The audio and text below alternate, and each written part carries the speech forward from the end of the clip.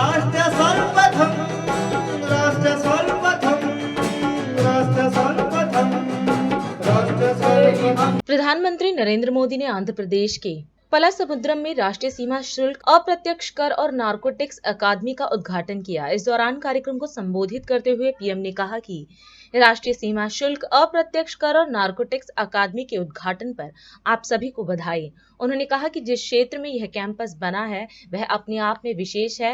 यह क्षेत्र अध्यात्म, राष्ट्र निर्माण और सुशासन से जुड़ी हमारी विरासत का प्रतिनिधित्व करता है। इसके साथ ही पीएम ने कहा कि मुझे विश्वास है कि ये कैंपस गुड गवर्नेंस के नए आयाम गढ़ेगा, देश में ट्रेड और इंडस्ट्री को गति देगा।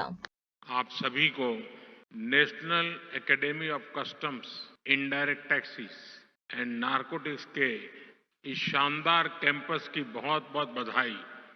जिस श्री सत्य साई जिले में जिस क्षेत्र में ये कैंपस बना है वो अपने आप में विशेष है।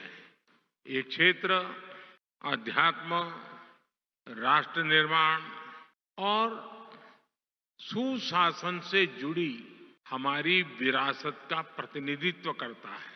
आप सब जानते हैं कि पुट्टपर्ती में श्री सत्य साईं बाबा की जन्मस्थली है।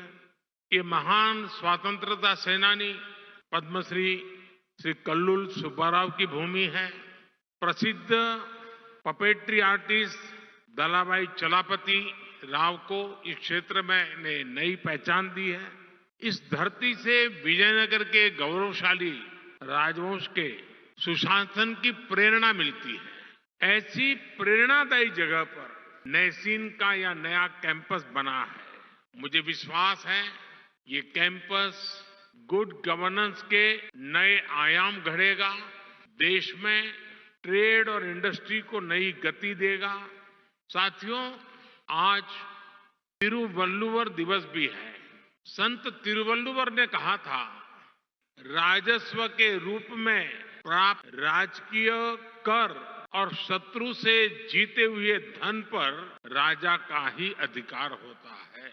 अब लोकतंत्र में राजा तो होते नहीं, राजा तो प्रजा होती है और सरकार प्रजा की सेवा का काम करती। इसलिए सरकार को पर्याप्त राजस्व मिलता रहे, उसमें आपकी बहुत बड़ी भूमिका है। आजकल तो पूरा देश राममय है, राम जी की भक्ति में सराबोर है।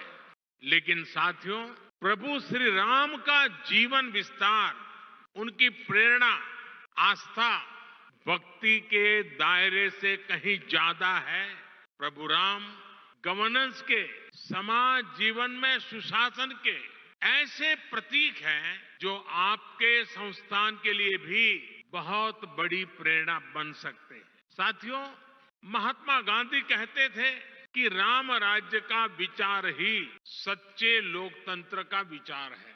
गांधी जी ने ऐसा कहने के पीछे वर्षों का उनका अध्ययन था, उनका दर्शन था। राम राज्य यानी एक ऐसा लोकतंत्र जहां हर नागरिक की आवाज सुनी जाती थी और उसे उचित सम्मान मिलता था। आज 21वीं सदी के आपके आधुनिक संस्थान के 4 सबसे बड़े ध्येय यही तो है।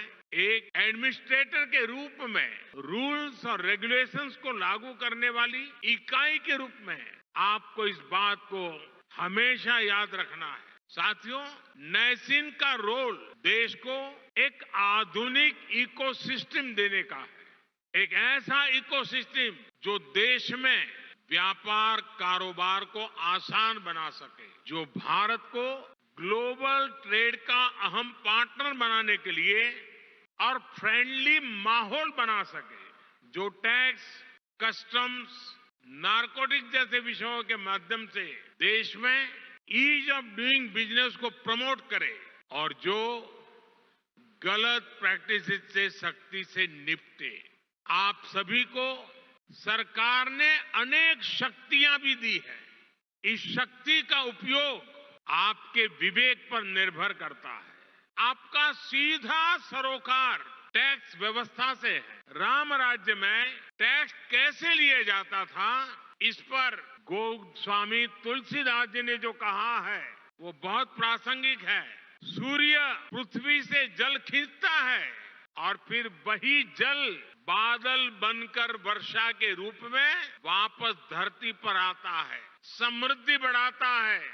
हमारी टैक्स व्यवस्था भी वैसी ही होनी चाहिए। हमारा प्रयास होना चाहिए कि जनता से लिए टैक्स की पाई पाई जन कल्याण में लगे और वो समृद्धि को प्रोत्साहित करे। राष्ट्र सर्वप्रथम, राष्ट्र सर्वप्रथम, राष्ट्र सर्वप्रथम, राष्ट्र सर्वप्रथम।